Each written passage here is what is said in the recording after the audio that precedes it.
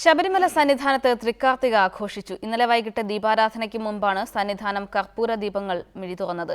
തൃക്കാർത്തിക ദിവസത്തെ അയ്യപ്പ ദർശനത്തിന് നല്ല തിരക്കാണ് സന്നിധാനത്ത് അനുഭവപ്പെട്ടത്.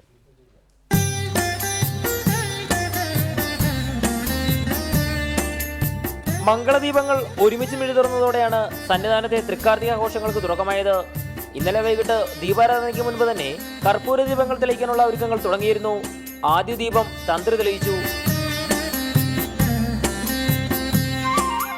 പിന്നീട് സോപാനത്തിന് മുന്നിൽ തയ്യാറാക്കിയ വലിയ കർപ്പൂര ദീപങ്ങൾ ഒരുമിച്ച് തെളിയിച്ചു.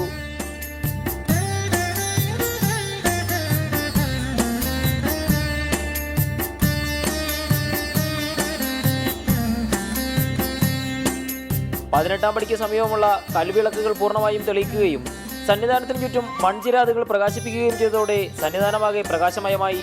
തൃക്കാർത്തികയോടനുബന്ധിച്ച് സന്നിധാനത്ത് പുഷ്പാലങ്കാരങ്ങളും നടന്നിരുന്നു.